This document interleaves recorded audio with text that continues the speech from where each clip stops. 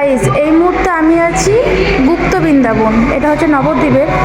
তো সমস্ত দৃশ্যগুলো তোমাদের সামনে একটু তুলে ধরছি। যেখানে হচ্ছে মাধবের কণ্ঠতরী শ্রী রামচন্দ্রের পদস্পর্শে স্বর্ণ তরীতে পরিণত হইল। এটা হচ্ছে লক্ষণের শক্তি সেল।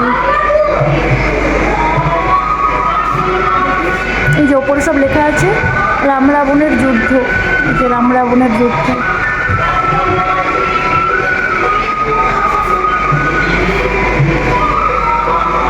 এটা যে ভগবান হওয়ার পর যে সমুদ্র পার করে যে গোকুল এসেছিল তারই একটা প্রতিচ্ছবি। এই যে এটা মহাভারতের, মানে কি বলবো, মহাভারতের যুদ্ধের একটা অংশ। পিতামহ ভীষ্মের হত্যাকাণ্ড, এটি সীতার অগ্নি পরীক্ষা। যেখানে সীতার অগ্নি পরীক্ষা।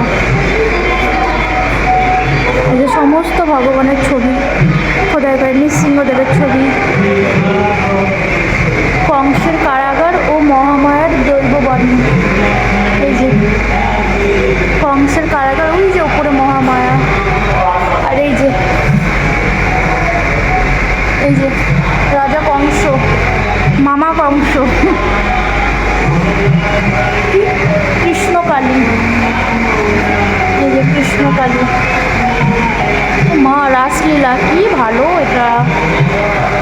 এই যে ভেতরে রাসলীলা হচ্ছে, অসাধারণ অসাধারণ।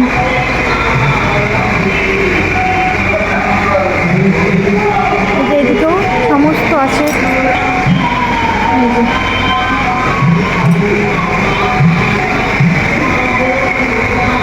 হরগৌরীর ছবি, বজরংবলী, পঞ্চমুখী, নিমাইয়ের বাল্যলীলা। এই যে নিমাইয়ের বাল্যলীলা, নিমাই কর্তৃক দিগ্বিজয়ী পণ্ডিত পরাজিত। আচ্ছা,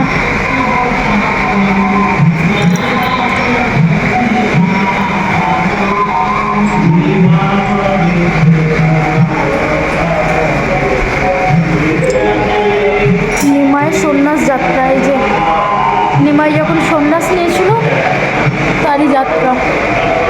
ঝাড়খণ্ডের পথে মহাপ্রভু। আচ্ছা, এই যে ঝাড়খণ্ডের পথে, এই যে ঝাড়খণ্ড মানে মনে হয় যেন বন। এই যে কত সাপ, হাতি, ঘোড়া, কত মানে জন্তু জানোয়ার, ছোট ছোট মানে বিষাক্ত সাপ, কীট পতঙ্গ, এই সমস্ত কিছু।